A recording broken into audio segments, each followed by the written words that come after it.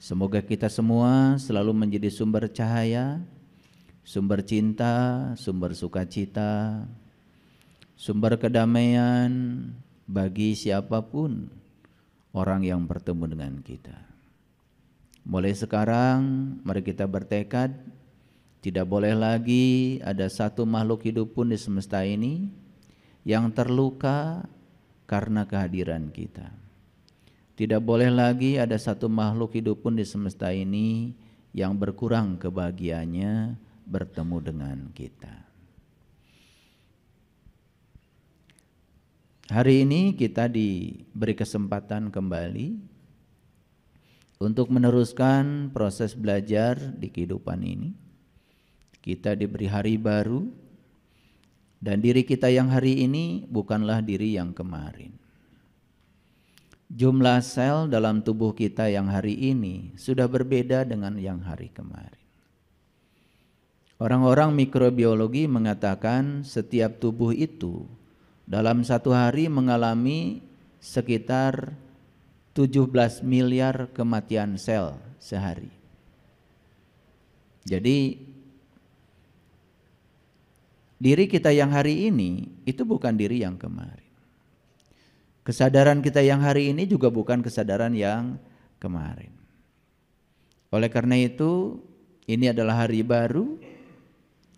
Harusnya kita bahagia karena kita masih diberi kesempatan untuk belajar hal-hal baru.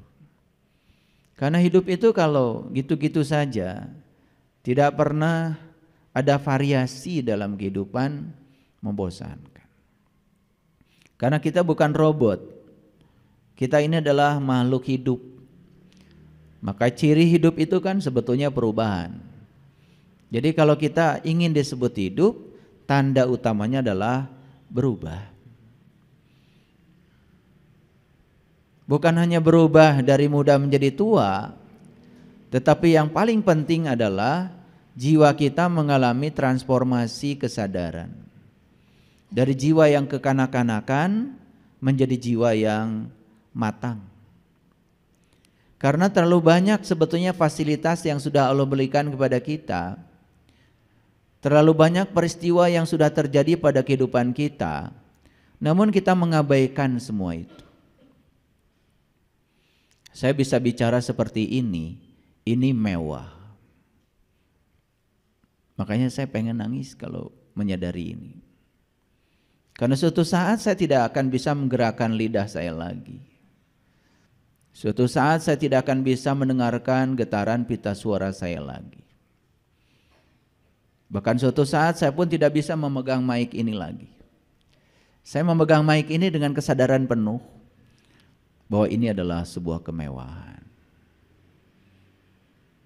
Bahkan kalau saya sedang cuci tangan saja di wastafel,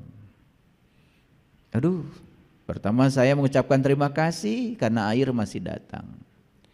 Yang kedua saya berterima kasih karena saya masih diberi izin merasakan dinginnya air bersentuhan dengan kulit saya. Karena pada saatnya saya tidak akan merasakan lagi sentuhan air dirasakan oleh saya. Mungkin air menyentuh kulit saya, tetapi saat itu rasa untuk merasakan itu akan tidak ada lagi. Betapa banyak kemewahan yang kita abaikan, bisa kentut saja malah ditertawakan.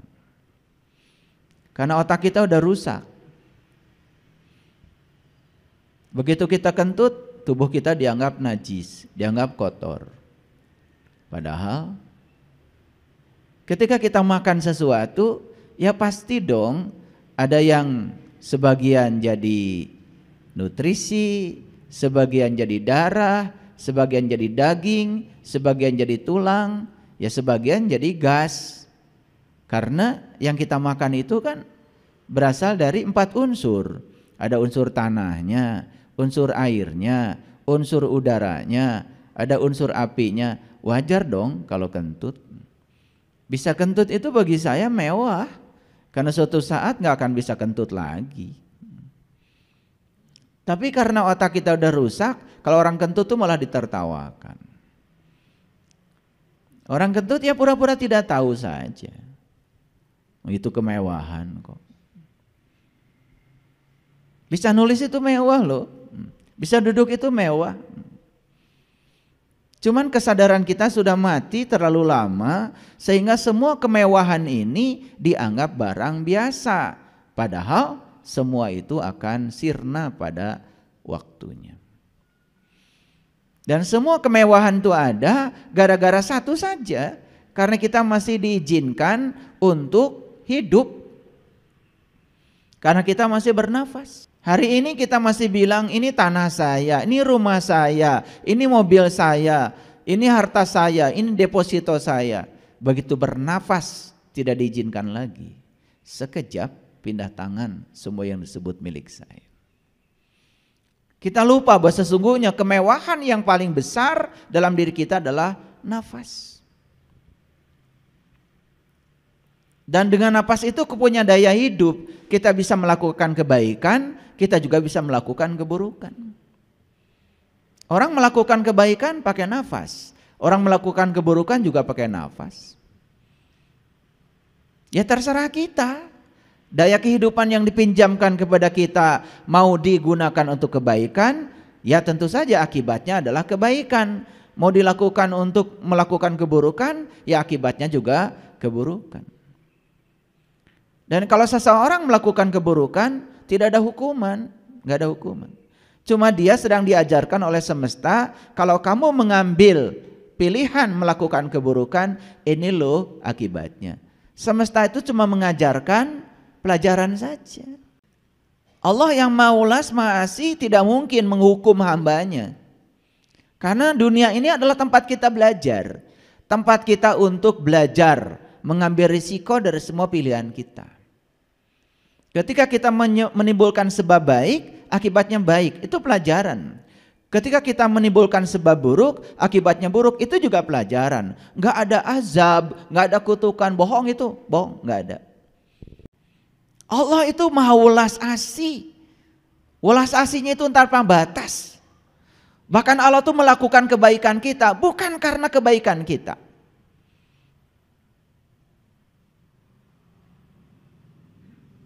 Dan kalau kita membandingkan kebaikan Allah untuk kita, dibandingkan kebaikan kita untuk Allah, aduh, gak ada apa-apanya. Allah melakukan kebaikan kepada kita karena kecintaannya begitu besar kepada kita. Sedangkan kita melakukan kebaikan pada Allah, pengen ini, pengen itu. Banyak sekali muatan-muatan yang menggandeng di belakangnya. Apakah semua yang dilakukan karena bermuatan itu kebaikan? Bukankah itu kemunafikan? Bukan itu transaksi? Kalau mau tahajud, tahajud saja. Gak usah dikaitkan dengan masalah. Nanti tambah banyak masalahnya. Kalau mau duha, duha saja. Gak usah dikaitkan dengan syaratnya rezeki atau usaha sedang bangkrut. Gak usah, tambah bangkrut. Coba lakukan kebaikan itu semata-mata karena kecintaan kepada Dia, karena Dia begitu besar cintanya kepada kita. Itu saja. Bahkan dengan cara yang semacam itu, maka dengan mudah kita bisa bertransisi dari kegelapan menuju cahaya. Oleh karena itu, mari kita bersyukur hari ini kita masih hidup, bernafas, masih merasakan begitu banyak sensasi. Bahkan saya kalau naik mobil, saya duduk dulu, gak buru-buru. Karena bisa merasakan pantat ini nempel di jok mobil tuh mewah. Kemudian saya pegang setir, ketika tangan saya pegang setir itu, saya rasakan dulu, saya hadir betul-betul di situ. Saya berterima kasih kepada medan energi tunggal yang masih mengalir dalam tubuh saya. Kalau tidak ada medan energi tunggal itu, tangan saya pun tidak akan bisa dikepalkan seperti ini memegang setir. Dan kalau kita sadari sepanjang perjalanan itu, nikmati saja. Mendengarkan suara klakson itu mewah. Mendengarkan suara teriakan orang itu juga mewah. Dan kalau kita hadir di sini saat ini sekarang, di setiap ruang dan waktu, kemewahan itu akan terasa. Bahkan kalian bisa memasangkan peniti itu mewah. Ada orang, mohon maaf, sudah dikurangi fungsi tangannya. Anggap saja stroke ringan. Pasang penitik itu susahnya setengah mati. Jangan-jangan pasang penitik bisa memasangkan kancing saja. Memasukkan kancing di lubang itu merupakan sesuatu yang mahal saat itu. Karena daya dari tangannya sudah dikurangi oleh semesta. Yuk kita hadir di sini saat ini sekarang. Tanpa penilaian baik buruk, benar salah. Terima semua realitas ini apa adanya. Dan terimalah semua ini sebagai anugerah dan cintanya Dia yang luar biasa untuk kita. Oleh karena itu mari kita puji Allah bersama-sama membaca hamdalah. Alhamdulillahirabbil alamin. Mari kita hadirkan beliau di ruang majelis ini. Kita rasakan kalau beliau mewujud sebagai nafas dalam diri kita. Kita rasakan beliau sebagai medan energi tunggal yang mengisi dan menggerakkan seluruh sel dalam tubuh kita. 100 triliun sel dalam tubuh kita. Tidak ada satu sel pun yang tidak diawasinya, yang tidak diberi daya olehnya. Oleh karena itu, mari kita sapa asma Allah dengan kelembutan dan cinta seraya membaca basmalah. Bismillah. Coba mengucapkan basmalah itu dengan kesadaran. Mengucapkan alhamdulillah itu dengan kesadaran penuh. Atas nama Allah yang Maha Pengasih dan Maha Penyayang. Rasakan cinta kasihnya beliau yang luar biasa itu. Tidak ada satu kelahiran pun ke dunia ini kebetulan. Tidak ada satu kelahiran pun datang ke dunia ini sia-sia. Semua kelahiran kita itu direncanakan dengan luar biasa oleh Allah. Makanya begitu bilang alhamdulillahi rabbil alamin. Segala puji bagimu ya Allah, segala puji habis untukmu ya Allah. Karena engkau adalah Rabb al-alamin. Engkau adalah kehadiran, engkau adalah keberadaan. Tidak ada satu peristiwa pun yang terjadi tanpa kehadiranmu ya Allah. Kita tidak akan lagi butuh sanjungan. Kita juga tidak akan lagi menjadi tumbang ketika dicela oleh siapapun. Tidak terbang ketika dipuji, tidak tumbang ketika dicela. Karena kita sadar ketika mengucapkan kalimat itu, segala puji habis untukmu ya Allah. Tidak merasa diri paling berjasa, tidak merasa diri paling hebat, tidak merasa sebagai tulang punggung keluarga. Tidak merasa diri sebagai orang yang paling berjasa di keluarga, karena kepala keluarga itu kesombongan. Kalian yang laki-laki tidak akan dititipi rezeki oleh Allah kalau tidak ada doa dari istri dan anak-anak kita. Gak ada jasamu, karena segala puji milik Allah. Kalian itu hanya ketitipan saja, ketitipan amanah untuk kesejahteraan keluargamu, anak istrimu. Lepaskan, lepaskan. Perasaan diri kita paling berjasa, perasaan diri kita paling hebat, perasaan diri kita kerja keras, perasaan diri kita sudah menghabiskan banyak waktu untuk keluarga kita. Lepaskan coba itu. Karena kalau itu dilepaskan dengan kesadaran, memudahkan kita untuk menyatu dengan Dia.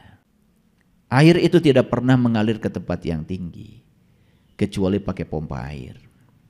Tapi air secara alami hanya bisa mengalir dari tempat tinggi ke tempat rendah.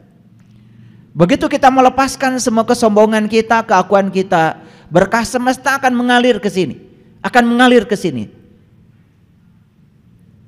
Jannatin tajri min tahtihal anhar, akan mengalir tuh sungai-sungai keberkahan ke dalam diri kita. Tugas kita cuma sederhana, buka tutupnya, kosongkan diri kita, Tempatkan diri kita serendah-rendahnya. Gelas yang ada tutupnya tidak bisa diisi. Masih ada cover, masih ada tutup. Cover itu bahasa Arabnya kafir. Jadi orang kafir itu bukan orang yang berbeda keyakinan dengan kita, bukan orang yang berbeda jalan dengan kita. Stop mengkafir-kafirkan orang. Jangan menjadi kaum takfiri. Karena kafir yang sebenarnya itu adalah tertutup. Jangan-jangan kita masih tertutup. Dinasehati marah, dikritik marah. Itu berarti kita masih tertutup. Nah, tutup itu bahasa Arabnya adalah kafir. Bahasa Inggrisnya cover. Bahasa sepak bolanya kiper. Bahasa pasarnya koper. Bahasa gaulnya kuper. Orang yang kurang pergaulan itu.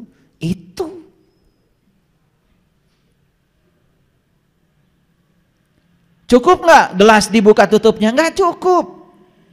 Kosongkan. Makanya kalau mau ngaji, ingin dapat ilmu baru, udah ilmu lama tinggalkan saja dulu di lemari, jangan dibawa-bawa ke sini. Biar tidak terjadi kontrak. Cukup? Sudah dibuka tutupnya, sudah kosong gelasnya, belum cukup.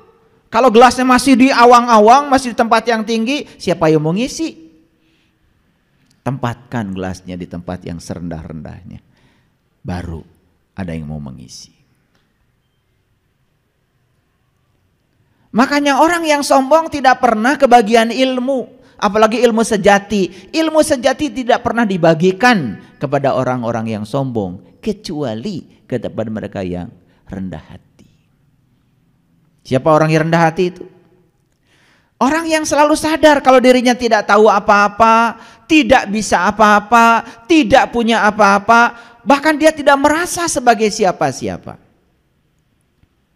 Begitu kalian merasa sebagai siapa, duduk aja susah. Betul? Coba lepaskan semuanya. Saya bukan siapa-siapa. Duduk sama rendah, berdiri sama tinggi. Enak. Makan nasi bungkus di pinggir selokan saja, habis kerja bakti, enak. Kalau kita bisa melepaskan diri bahwa kita ini bukan siapa-siapa, kita ini hanya datang ke semesta ini hanya kepanjangan tangan Allah untuk menyampaikan cinta kasih Allah kepada orang-orang yang butuh pertolongan kita. Itu saja kok. Seperti wayang yang dikeluarkan dari kotaknya. Kalau sudah selesai tugasnya kan dimasukkan lagi ke kotak. Tidak berdaya, tidak ada apa-apa lagi. Nah, oleh karena itu hari ini saya akan mengajak kita untuk menyelam lebih dalam lagi. Siap-siap. Karena menyelam itu ya banyak risikonya. Kalau tidak punya keterampilan menyelam, yang namanya menyelam ke dalaman lautan, sebelum kita mendapatkan mutiara di kedalaman selam kita, ya tentu saja banyak sekali gangguannya. Kita akan berhadapan dengan ombak yang besar, kita akan berhadapan dengan binatang buas, karena tidak ada sesuatu yang bernilai tinggi itu gratis. Semua perlu pengorbanan. Makanya jangan picik dan licik belajar spiritual. Ya. Ingin mendapatkan Allah yang tanpa batas, pengorbanan kita juga harus tanpa batas. Orang yang masih hitung-hitungan dalam kehidupannya, aduh, masih picik, masih licik, ingin dapat yang tanpa batas, tetapi hitung-hitungan. Mau pergi ke tempat kajian saja, masih mikir, aduh ini kesana harus pakai ongkos, aduh kesana harus pakai bensin, aduh belum tol lagi. Orang yang semacam itu tidak akan pernah mendapatkan rezeki spiritual yang tanpa batas. Padahal itu uangnya uang punya Allah yang dititipkan kepada kita. Sebetulnya uangnya punya Allah. Wajar dong kalau digunakan untuk kepentingan dia. Betul apa tidak? Jadi sebetulnya semua kehidupan itu diselubungi oleh cahaya, bukan kegelapan. Tapi kenapa kok ada sisi-sisi kehidupan yang seakan-akan di situ hadir kegelapan? Mengapa itu terjadi? Mari kita jawab. Sehingga selesai dapat kajian ini kita sadar bahwa sebetulnya kita pun diselubungi oleh cahaya. Kalau kita diselubungi oleh cahaya, berarti kita ini sebetulnya tidak boleh memasuki ruang kegelapan. Matahari itu tidak pernah diam. Matahari itu tidak pernah tidak memancarkan cahayanya. Cuman karena buminya saja yang suka membelakangi matahari, maka jadilah kita kegelapan. Jadi jangan pernah berpikir matahari itu kayak lampu. Hidup mati, tidak. Matahari itu terus hidup, terus bercahaya. Cuman karena bumi kita yang berotasi, bumi kita yang berevolusi, kadang-kadang bumi kita ini membelakangi matahari. Kan bumi kita tuh kayak bola. Ya mataharinya di sana, kita ada di punggungnya sini. Ya kegelapan. Jadi mataharinya sendiri tidak pernah gelap. Ya, selalu bercahaya. Loh, matahari terus bersinar sementara kita kadang ada cahayanya, kadang tidak. Karena posisi kita yang berubah-ubah, bukan? Sadar apa tidak?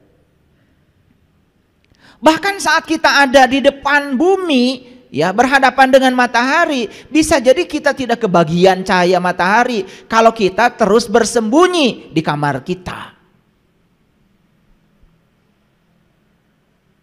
Bahkan kita pun tidak kena sinar matahari walaupun sudah keluar dari kamar kita, karena kita terhalangi oleh kabut yang begitu tebal di atas kepala kita.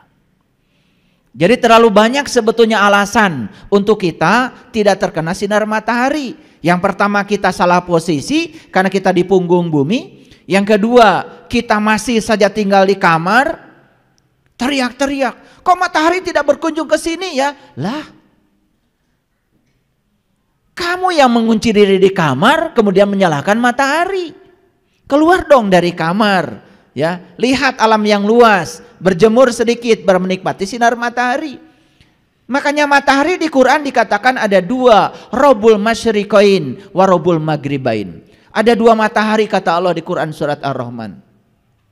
Satu matahari jasmani untuk proses fotosintesa jasmani, satu lagi matahari ruhani untuk pendewasaan jiwa kita. Nah, jiwa-jiwa yang terkoyak, jiwa-jiwa yang tidak terkena sinar matahari ruhani itu, jiwa-jiwa yang semacam itu kerdil, kurus, sempit, dan itulah jiwa-jiwa yang akan mendorong setiap pemiliknya ke dalam penderitaan. Jadi setelah ini mari kita buka ya, kita keluar ya, karena sinar matahari tidak pernah sirna, tidak pernah tidak ada. Posisi kita yang berubah-ubah. Oke, baik. Jadi semua kehidupan itu diselubungi oleh cahaya, bukan kegelapan. Jadi harusnya hidup itu menakjubkan kalau kita tahu caranya, tahu ilmunya. Supaya kajian kita ini ada dasarnya, kajian kita ini dipercaya, ada dalilnya, ada argumennya, saya akan coba memadukan hasil-hasil kajian terbaru dari dunia sains. Kemudian nanti saya akan hubungkan dengan Al-Quran, karena kita punya pedoman hidup. Dan saya menampilkan di layar ini adalah sebuah buku yang sangat saya kagumi. Yang menulis buku ini adalah ahli fisika terkini, namanya Gary Zukav. Dia menulis buku yang sangat luar biasa, itu judulnya The Seed of the Soul. Dia adalah seorang penulis buku yang sangat terkenal. Dia orang Amerika. Menurut saya dia sangat Islami, karena saya sudah mendalami isi bukunya. Saya tidak pernah tanya agamanya beliau apa, tapi setelah saya membaca isi bukunya, beliau ini sangat Islami. Dan wujudnya nanti kita akan lihat bagian dari apa yang beliau sampaikan di bukunya. Jadi The Seat of the Soul ini cerita tentang fisika ruh. Jadi melihat ruh dari dimensi fisika. Nah, apa fisika? Fisika itu berhubungan dengan dua, materi dan energi. Materi dan energi. Materi dan energi itu setara. Itu kata Einstein. Karena materi itu tercipta dari energi.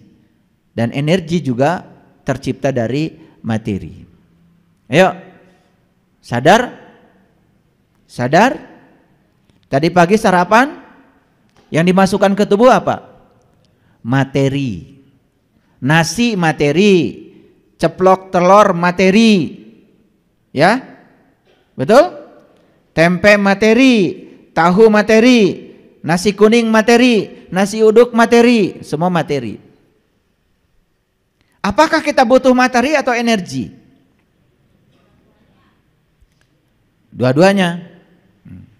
Sebetulnya yang kita butuhkan itu adalah energi. Tapi karena energi ada di materi, maka yang kita masukkan materi. Dan kita ini enak banget. Cuman memasukkan saja. Proses selanjutnya tidak pernah turut campur. Begitu sudah masuk makanan lewat perut, mulailah Allah bekerja. Memfungsikan lambung kita, memfungsikan usus kita. Betul? Mana yang nutrisi masukkan ke dalam darah, mana yang sampah masukkan ke anus. Luar biasa. Dan kita sama sekali tidak pernah turut campur. Taunya pengen pup aja, keluar tuh. Mana yang jadi darah, mana yang jadi jantung, mana yang jadi paru, yang mana yang jadi tulang, yang mana yang masuk ke otak, mana yang jadi unsur mata kita, mana yang jadi unsur hidung kita, mana yang bagian untuk tangan kita tidak ikut campur.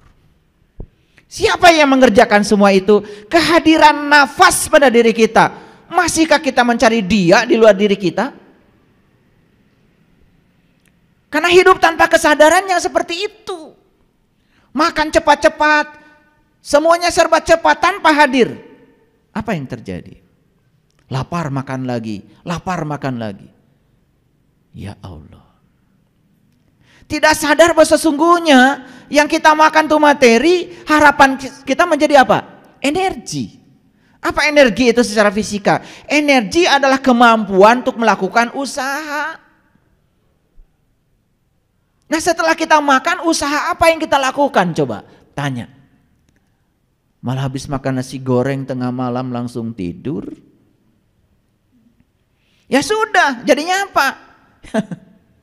Hanya membuat perut jadi gak jelas. Jadi materi dan energi itu setara. Jadi kalau saya sebetulnya, kalau energi itu terpisah dari materi, ya saya ingin memasukkan energi aja. Biar gak usah gosok gigi. Betul gak? Gak usah makan. Karena yang kita butuhkan sebenarnya energi. Nah, kita tidak sadar bahwa sebetulnya di balik materi ada energi. Dan sebetulnya materi pun berasal dari energi. Coba bisa memahami saya? Itu yang namanya nasi itu kan berasal dari energi matahari. Energi kan? Berasal dari udara. Energi kan? Betul? Berasal dari air. Energi kan? Berasal dari mineral-mineral yang ada di tanah. Energi kan?